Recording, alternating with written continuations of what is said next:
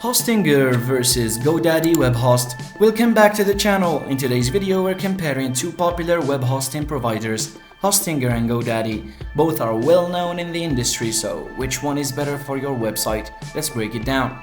First up is pricing.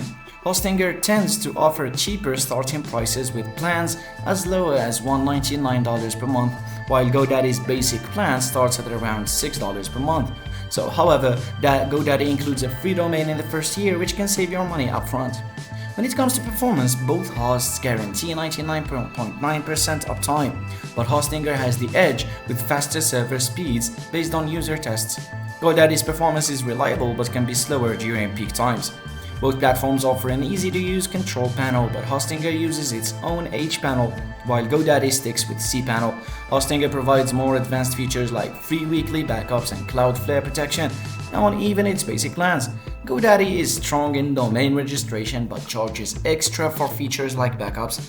In conclusion, Hostinger is ideal if you're looking for more affordable plans and better performance, while GoDaddy might suit those who prioritize domain services and ease of use. So which one fits your needs? Let me know in the comments, and don't forget to like and subscribe for more comparisons.